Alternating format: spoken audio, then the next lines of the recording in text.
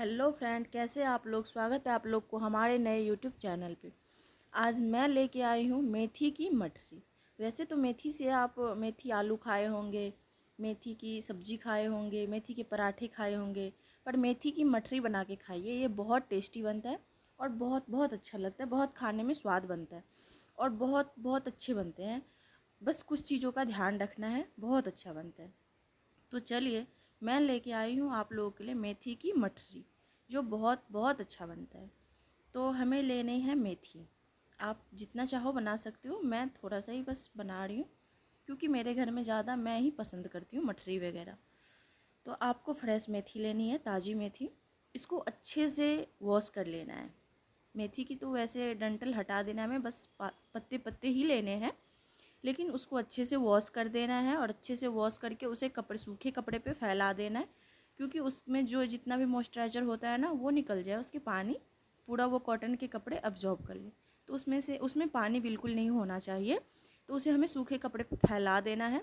उसके बाद हमें ना उसको मेथी को अच्छे से देख लेना है। उसके बाद उसे अच्छे से बारीक बारीक चॉप कर लेना है, क्योंकि मेथी को बारीक बारीक चॉप करना और थोड़ा पानी से धो के और उसे सुखा देते हैं ना, उसमें पानी अगर नहीं होती है तो कड़वाहट मेथी का हट जाता है। तो इसलिए थोड़ा सा वो कर देना। और मैंने थोड़ी सी मेथी बचा के रख लिया है, क्योंकि मुझे मेथी का पराठा बहुत बहुत अच्छा लगता है चाय के साथ। तो मैं खुद अपने लिए मेथी का पराठा कभी कभी बना लेती हूँ। मेरे हस्बैंड को ज़्यादा तो नहीं पसंद है मेथी के पराठे, पर मुझे बहुत पसंद है, तो मैं अपने लिए कभी कभी बना लेती हूँ। तो इसलिए मैंने थोड़ा सा बचा के रख लिया अपने लिए। अब चलिए, मैं बना रही हूँ मेथी की मठरी की प्रोसेस शुरू कर रही हूँ। मुझे एक फ्राई पैन लेनी है। उसमें थोड़ी सी बस 1 चम्मच के करीब हमें ऑयल डालना है। उसे अच्छे से फैला लेना है और उसमें हम जो बारीक चॉप करके मेथी रखे थे उसे हमें डाल देना है। और उसे करीब 1 से 1.5 मिनट हमें भूनना है। बस 1 से 1.5 मिनट, ज़्यादा टाइम नहीं देना है। बस इतना ही भूनना है कि वो सॉफ्ट हो जाए अच्छे से, बस। और तो ज़्यादा हमें भुनाई नहीं करनी है, क्योंकि थोड़ा सा सॉफ्ट भी हो जाता है और उसकी कड़वाहट भी मर जाती है। इसलिए थोड़ी सी कड़वाहट कम करने के लिए हमें मेथी की वो करनी है। इधर ना मैं किसी से बात कर रही थी क्योंकि मेरे घर सामने वाले भैया आए थे, तो मैं उसी से बात कर रही थी। वो रूम देखने आए थे, तो मैं उससे बात कर रही थी। तो वो मुझे बोली थी कि भाभी जी, आपने मतलब रेसिपी आप शूट करें, मुझे बताया नहीं, मैं सब्सक्राइब कर देती। मैं बोली कोई बात नहीं भैया, मैं बता देती हूँ, आप कर देना। तो बस ये देखिए, फिर मैं वो भैया चले गए, फिर मैं अपने काम में लग गई।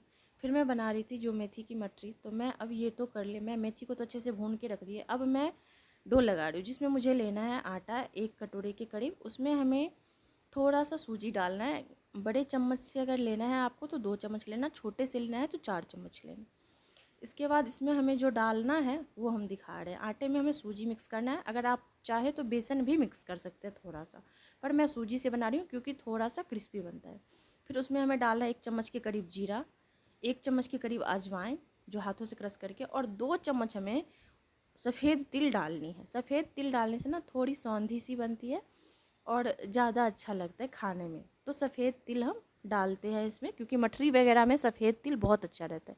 उसके बाद उसमें हमें नमक डालना है, हल्दी डालना है और थोड़ी सी मिर्च की पाउडर डालना है, या फिर आप चिली फ्लेक्स भी डाल सकते हैं, ग्रीन चिली भी डाल सकते हैं, पर मैं रेड चिली ही डाली हूँ। बस ये सब डाल के हमें अच्छे से इसका डो लगा लेना है। इसमें हमें ना थोड़ा सा ऑयल डालना है, ज़्यादा नहीं डालना है, पर हाँ बहुत थोड़ा सा डालना है, क्योंकि वो थोड़ा खास्तेदार बनता है। तो उसमें हमें बस थोड़ा सा ऑयल डाल कर और फिर उससे अच्छे से हमें उसका डो लगा लेना है। उसमें जितने भी हम मेथी रखे थे ना, हाँ, और डो लगाने से पहले सब मसाले और सफ़ेद तिल वगैरह सब डालने के बाद उसमें जो मेथी हम रखे थे भून के, वो मेथी हमें उसमें डाल देनी है। और इसके बाद उसका हमें डो लगाना है। पहले तो अच्छे से सब मिला लेना है, सब कुछ अच्छे से मिला लेना है, जितने भी उसमें हमने डाला है उसको अच्छे से हमें मिला लेना है। और उसके बाद उसको हमें एकदम सॉफ्ट तो नहीं, थोड़ा हार्ड ही, लेकिन हमें उसका फिर डो लगा के 10 मिनट के लिए रेस्ट पे रखना है। और नॉर्मल रूम टेम्परेचर पर ही पानी लीजिएगा। ज़्यादा पानी उसमें हमें ना गर्म चाहिए और ना ज़्यादा चिल्ड वाटर चाहिए। बस वैसे ही जो नॉर्मल पानी होता है जो हम लोग यूज़ करते हैं घर में पीने के लिए, बस वही पानी हमें, उसी पानी से हमें डो लगाना है। और एकदम ना तो ज़्यादा सख्त लगाना है और ना ज़्यादा नरम लगाना है। बिल्कुल जैसे हम पराठे वराठे के लिए लगाते हैं ना, ऐसे डो हमें लगाने हैं। और ऐसे डो लगा के हमें उसमें फिर ऊपर से ऑयल की कवर करनी है। जैसे देखो अब ये हमारा डो लग के तो तैयार है, इसमें हमें थोड़ा सा ऑयल से ऊपर से कवर करना है, क्योंकि ऑयल से जो हम ऊपर में कवर कर देते हैं ना, तो डो आप कितना भी सख्त लगाओ या फिर नरम लगाओ ना, वो ना तो फटता है ना सूखता है, तो थोड़ा अच्छा रहता है। इसलिए थोड़े से ऑयल से हमने इसके ऊपर ग्रीस करके और फिर इसे हम कॉटन के कपड़े से 10 मिनट के लिए ढक के रेस्ट पे रख देंगे। 10 मिनट तक जब इसको हम रख देंगे ना, तो ये बिल्कुल सेट हो जाएगा। इसमें ना आप थोड़ा देखिएगा, अगर थोड़ा नरम भी होगा ना, तो ये देखिए डो तो लग के बहुत अच्छा तैयार हुआ है, लेकिन फिर भी अगर हम 10 मिनट रेस्ट पे रखते हैं तो इसमें हम सूजी डाले हैं तो वो अच्छे से फूल जाते हैं। सूजी जितना भी ज़्यादा पानी होगा वो सब अब्जॉर्ब कर लेते हैं और अच्छे से फूल जाते हैं। इससे मठरी बहुत बहुत खस्तेदार बनती है और बहुत बहुत अच्छी बनती है। तो अब चलिए, अब मैं बता रही हूँ मठरी बनाने की प्रोसेस। उससे पहले मैं उसमें लेयर आए, इसके लिए मैं एक पेस्ट बना रही हूँ, जिससे जैसे होता है ना कि खाजा भी मैंने बनाई तो खाजा में भी लेयर बहुत खुल के आए थे, आप लोग दिखाई थी मैं आप लोगों को, और इसमें भी परत आए, इसलिए मैं दिखा रही हूँ। आपको 1 चम्मच या तो देसी घी लेना या फिर रिफाइंड लेना 2 चम्मच, और उसमें 1 से 1.5 चम्मच कॉर्नफ्लोर डालना, या फिर अगर मैदा हो तो आप मैदा भी डाल सकते हैं। वैसे मैं कॉर्नफ्लोर मंगा के रखी थी तो मैं वही यूज कर रही हूँ। तो इसमें आपको वही 2 चम्मच कॉर्नफ्लोर डालना है, उससे लेयर अच्छी आती है। कॉर्नफ्लोर डाल के और हमें इसका ऐसे पेस्ट बनाना है नरम सा, कि आप जैसे चम्मच से ऐसे नीचे की ओर निकालेंगे ना, तो वो बिल्कुल एकदम अच्छे से, मतलब वो दिखेगा आपको कि हाँ ये फैल रहा है। इससे ना बिल्कुल लेयर वाली बनती है। तो ये हमने अब पेस्ट बना के रख दिया। अब चलो मैं दिखा रही हूँ बनाने की प्रोसेस। एक तो मैं कढ़ाई लेना, उसमें हमें ऑयल गर्म होने के लिए रख देना है। अब मैंने उसको जितने भी डो लगाई थी उसको मैं 2 भागों में डिवाइड कर लिए। मैं 2 पार्ट में बना रही हूँ, तो अब मैं उसको 2 भागों में डिवाइड कर दिए। अब इसको तो पहले हमें बड़े से रोटी की तरह हाथों पे वैसे फैला लेना है थोड़ा सा, फिर इसको हम अच्छे से बेल रहे हैं। और ये ना मेरा वो मैं बना रही थी चॉपिंग बोर्ड पे, क्योंकि वो बड़ा था, पर उस पर भी नहीं हो पाया, क्योंकि ये थोड़ा बड़ा ही बेलता है, बेलते हैं तो थोड़ा बड़ा होता है। और जितने हम पतले बनाएंगे, जितने बार फोल्ड करेंगे, उतने लेयर खुल के आएंगे। तो फिर मैं स्लैब को अच्छे से साफ़ कर ली और मैं उसी पे बना रही हूँ। इसको आप कोशिश रखना कि स्क्वायर में ही बेले, क्योंकि स्क्वायर में बेलते हैं ना तो ज़्यादा इधर उधर से ख़राब नहीं होता है। फिर इस पे जो हम पेस्ट बना के रखे थे उसको अब हम इस पे लगा रहे हैं, और पेस्ट लगाने के बाद अच्छे से चारों तरफ हमें पेस्ट लगा देनी है, और उसके ऊपर से हमें फिर सूखे आटे की कवर करनी है। सूखे आटे डाल देते हैं ना इसके ऊपर से आप, तो थोड़ा लेयर ज़्यादा खुल के आता है, क्योंकि पहले तो हम वो पेस्ट लगाए हैं कॉर्नफ्लोर वाले। फिर हम इसको स्क्वायर शेप में ही, मैं बताई थी ना कि मैं स्क्वायर शेप में ही बनाती हूँ, मुझे अच्छा भी लगता है, देखने में भी बच्चा और खाने में भी बच्चा। ये देखिए फिर मैं इसको फोल्ड कर दी, और इसमें हमें फिर से वही पेस्ट लगाना है।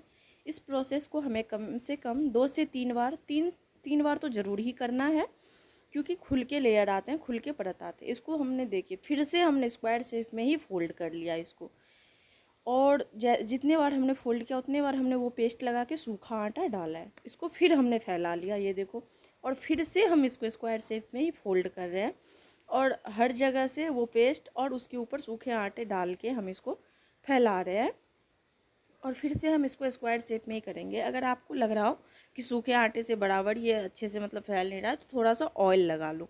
ऑयल से भी खुल के बहुत अच्छे लेयर आते हैं।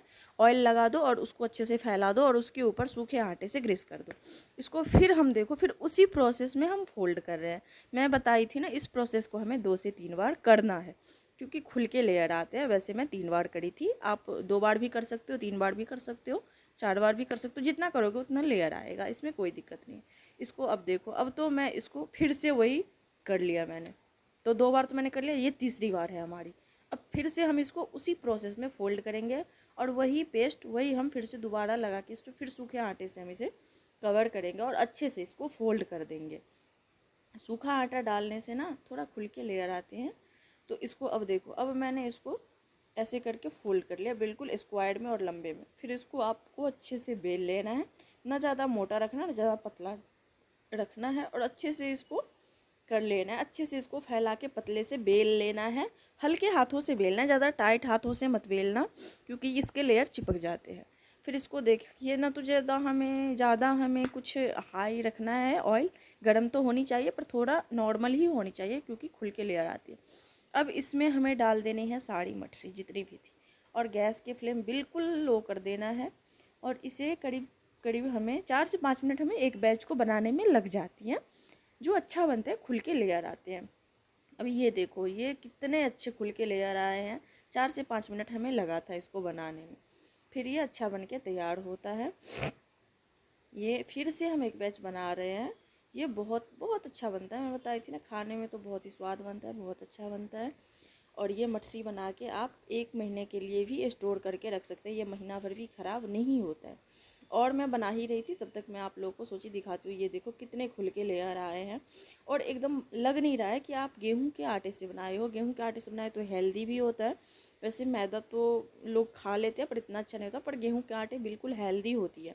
ये देखो खुल के रेसिपी भी खुल की इसकी वो लेयर भी आई है, और ये खाने में भी टेस्टी होती है। और ये हमारी मठरी पूरी बनके तैयार है, एकदम सौंधी सी खुशबू भी आती है। और ये आप 1 महीना स्टोर करके रख सकते हैं, महीने भर के लिए। कोई भी एयर टाइट कंटेनर वाले होते हैं ना डब्बे, उसमें आप इसको रख सकते हैं। और ये खाने में बहुत बहुत स्वाद बनती है, मुझे तो बहुत अच्छा लगता है। और आप इसे मतलब चाय के साथ खाइए। और चैनल पे नए हैं तो लाइक शेयर सब्सक्राइब ज़रूर कर दीजिए, और एक बार बना के ज़रूर खाइए।